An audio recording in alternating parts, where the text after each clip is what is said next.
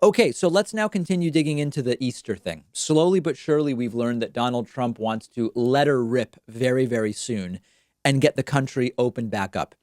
He wants to do it on Easter.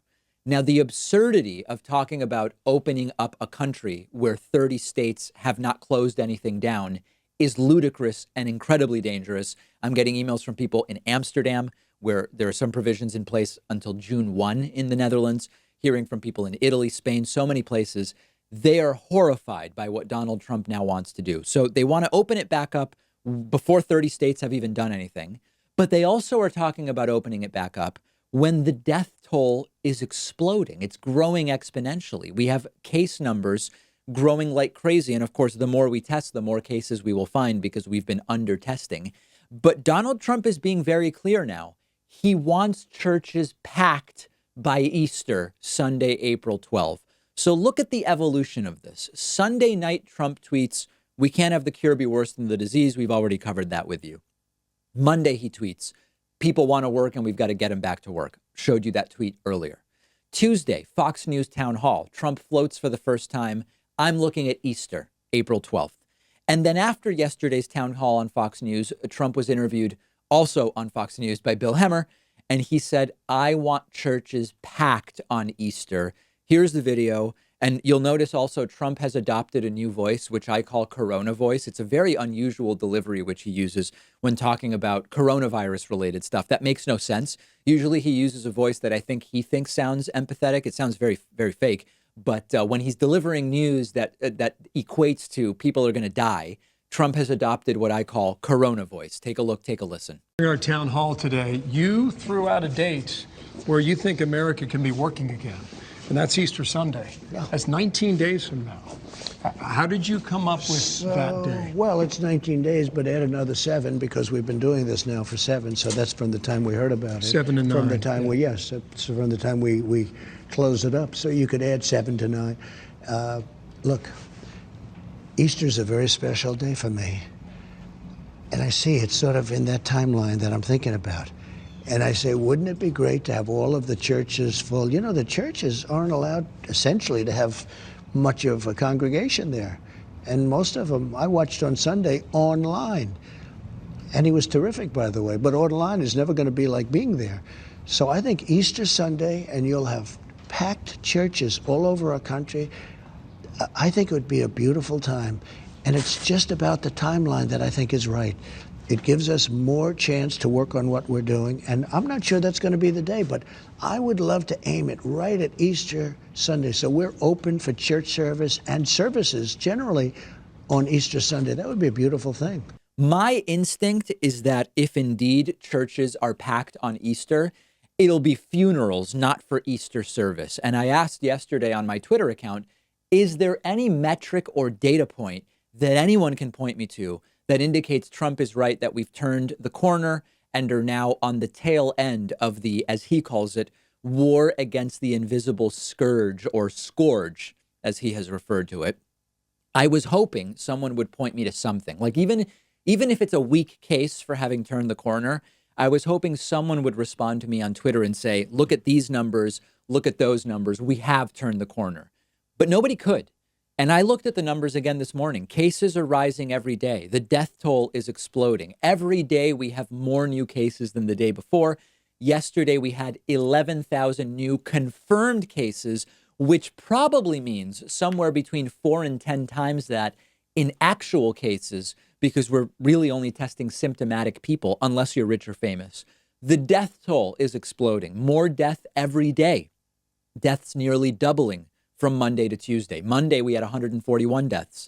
Tuesday, we had 225.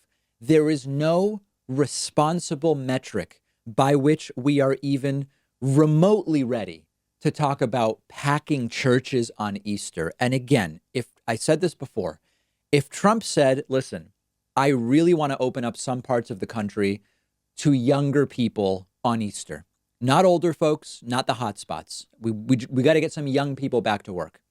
I would say if you want a shot at that, you need every governor, all 50 governors, to shut it down. From today until April 12, work with me, Trump should say, in all 50 states, stay home, stay home order, shut down non-essential businesses, take out only at restaurants, spacing people out at grocery stores, all that stuff.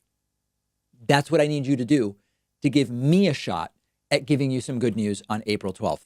It would still be very risky, but it might be defensible in some way. Trump saying, with 30 states still doing nothing, I want churches packed on Easter, is as insane as it is dangerous, as it is irresponsible. And this is the calculation that they've made.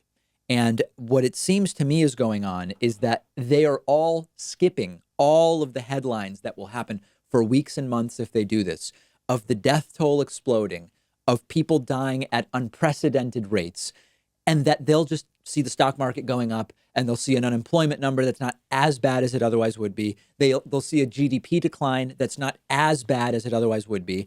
And they're envisioning getting to the other side of this scot-free and being able to claim some kind of heroic victory.